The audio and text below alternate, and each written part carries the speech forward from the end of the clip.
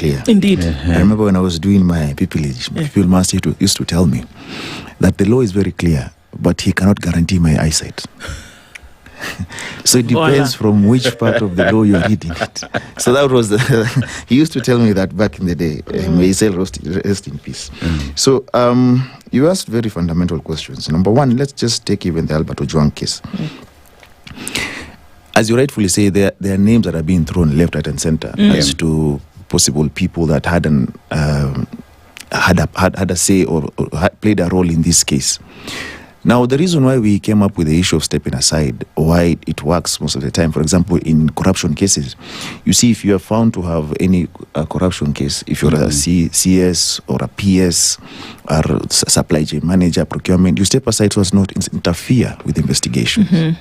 So while you're out there, you're barred from actually getting in touch with witnesses, or because if you're in office and you're being investigated, we are human beings. You will cover your tracks. Yes. We have to be honest. Now, if we were in a functional democracy, a country governed properly by law, because yes, you're governed by law, but now it depends on which side of the law you are. The names that have been mentioned in the Albert Ojwang case should have already stepped aside, because you have to clear your name. That's an allegation. Whether it's true or not, you first clear your name, then come back to office. If at all, you have to come back to office.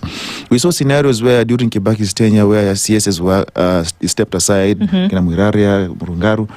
If you are unable to clear your name, then you never come back. Those who came back apparently cleared their names. We don't know if at all they really cleared them. So that is the essence of the law, because the law must be fair to each and every person, all and sundry. But we have a scenario where there are those animals that are more equal than others. So I do believe that the names mentioned must step aside, because we will not solve that case if the same people are still in office. That means someone is taking the fall. And then this raises the questions, because we were asking ourselves the other day as advocates, where all this footage is coming from?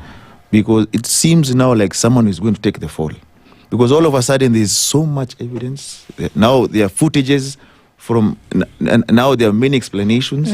But at the end of the day, all these things just can't happen without authorization or a plan. So someone must be the mastermind. So even if those who are incarcerated or facing charges are found guilty, who sent them is the question that lingers in our heads as Kenyans, because we need to understand who benefits with Albert Ojwang dead. That is the question, or injured, or maimed, or hurt. You see, that is what we need to answer. If we answer that question, then we'll find the person culpable of his death. Now, the matter's impeachment.